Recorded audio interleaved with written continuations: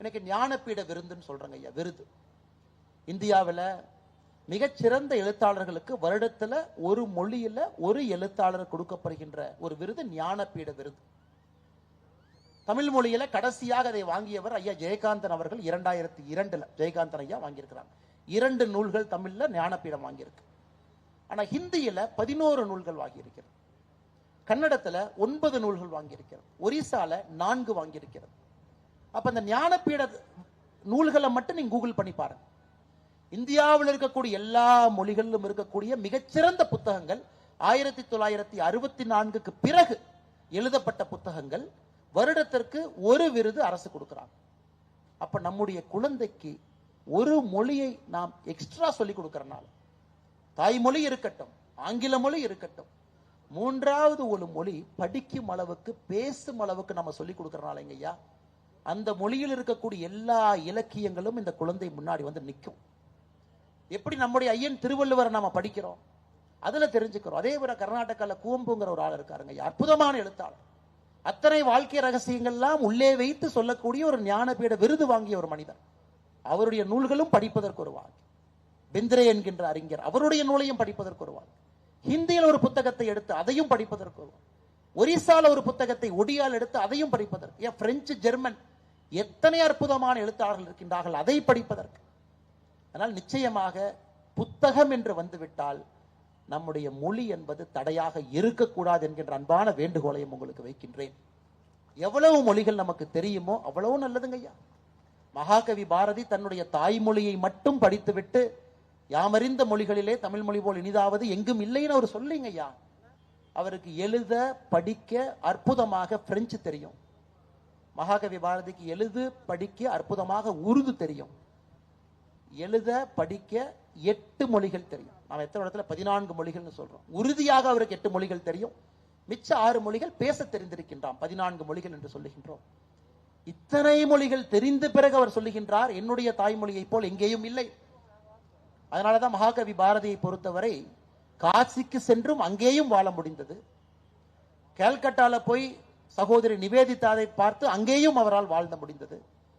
French பேசக்கூடிய புதுச்சேரியில 10 ஆண்டு காலம் வாழ்ந்து அங்கேயும் வாழ முடிந்தது. ஆனா எல்லா இடத்திலும் தன்னுடைய தாய்மொழியை விட்டுக் கொடுக்கவில்லை, நாட்டினுடைய சுதந்திர வேள்வியை விட்டுக் கொடுக்கவில்லை. ஆனால் உங்களுடைய குழந்தைகளுக்கு என்னுடைய அன்பான வேண்டுகோள், நீங்க கொடுக்கக்கூடிய இன்னொரு பெரும் பரிசும் கூட ஒரு 3வது 4வது மொழியை வெறும் பேசும் அளவுக்கு நீங்க சொல்லிக் கொடுங்க. பேசும் அளவுக்கு அந்த மாநிலத்திலிருந்து வரக்கூடிய ஒருவரை பார்த்து ஒரு 10 நிமிஷம் 5 நிமிஷம் அவர் தாராளமாக பேசும் அளவுக்கு சொல்ல கொடுக்கக்கூடிய கடமை ஒரு பெற்றோருக்கும் இருப்பதாக நான் பார்க்கின்றேன். தாய்மொழியினுடைய பெருமை உயர வேண்டும் என்றால் மற்ற மொழிகளும் கொஞ்சமாவது தெரிந்திருந்தால் மட்டும்தான் நம்முடைய தாய்மொழியினுடைய பெருமை அது உயரும். அது ஏன்னா எந்த மாநிலத்துக்கு நம்ம போனாலும் நம்மளை தமிழ்காரனா தான் பார்ப்பாங்க. நானும் கர்நாடகாவிலே 10 ஆண்டு காலம் வேலை செய்திருக்கின்றேன். ஆனா ஒரு முறையும் என்னை மெட்ராஸ்காரம்பாங்க, சென்னைக்காரம்பாங்க, தமிழ்நாட்டுக்காரம்பாங்க, தமிழ் பேசுறோன்னு தான் சொல்லுவாங்க. அந்த மொழியை நான் சரளமாக பேச ஆரம்பித்தும் கூட இவன் தமிழ்நாட்டுக்காரன் தான். நம்முடைய அடையாளம் என்பது நம்மை விட்டு எங்கேயும் போகாது. அதற்காக பயந்து ஒரு மொழியை கற்க மாட்டேன் என்று சொல்லி நாம் நம்மை ஒரு இருட்டு சிறைச்சாலைக்குள்ள அடைத்துக் கொள்ள வேண்டாம் என்கின்ற அன்பான வேண்டுகோளை நீங்க தெரிவித்து, அத்தனை மொழிகளுடைய இலக்கியமும் உங்களுடைய குழந்தைகள் முன்பு வந்து நிற்கட்டும். லியோ டோல்ஸ்டாய் ரஷ்யால எழுதுனதை படிப்பங்க ஐயா, தப்பே இல்லை, கொஞ்சம் தெரிஞ்சா படிச்சிடலாம். ஆங்கில மொழிகள் இருக்கக்கூடிய அத்தனை புத்தகங்களும் வரட்டும் உங்களுக்கு. உலகத்துல ஒரு கலாச்சாரத்தை அழிக்க வேண்டும் என்றால் முதல்ல என்ன செய்வாங்க ஐயா, அந்த கலாச்சாரத்தில் இருக்கக்கூடிய நூலகத்தை அழிப்பாங்க. தி பர்னிங் ஆஃப் அலெக்சாண்ட்ரியா லைப்ரரி ஈஜிப்ட்ல 1.5 வருஷம் அந்த லைப்ரரி எரிச்சாங்க ஐயா. 1.5 வருஷம் எரிச்சாங்க. நலந்தா லைப்ரரி 6 மாசம் எரிச்சாங்க.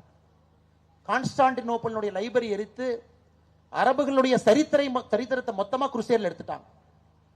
சோ ஒரு ஆட்சிக்கு வரக்கூடியவன், ஒரு ஆட்சியாளன் என்ன பண்றாங்க ஐயா, ஒரு கலாச்சாரத்தை அழிக்க வேண்டும் என்றால் அந்த கலாச்சாரத்தினுடைய நூலகத்தை அழிக்கிறான், அதில் இருக்கக்கூடிய புத்தகத்தை அளிக்கின்றான். திரும்ப அந்த கலாச்சாரம் மீண்டு வந்து 2000 ஆண்டுகளாக எழுதப்பட்ட புத்தகத்தை மறுபடியும் உருவாக்குவதற்கு எத்தனை ஆண்டுகள் தேவைப்படும் என்று யோசியுங்கள்.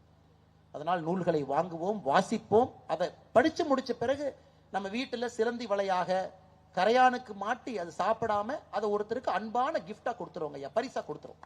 படித்து முடித்த பிறகு அந்த புத்தகத்தை ஒரு கிஃப்டா கொடுக்கிற மாதிரி ஒரு அற்புதமான விஷயம் எதுவுமே இல்லைங்க ஐயா. நமக்கு தெரிந்தவர்களுக்கு நீங்களே ஒரு கைப்பட எழுதி இந்த புத்தகத்தில் எனக்கு இது பிடித்திருந்ததுன்னு ஒரு பின்பக்கத்தில் எழுதி அனுப்பிடுங்க ஐயா. வாழ்க்கையில மிகப்பெரிய மாற்றத்தை ஏற்படுத்தும். அது நிச்சயமாக நீங்கள் எல்லாம் செய்வீர்கள் என்கின்ற நம்பிக்கை.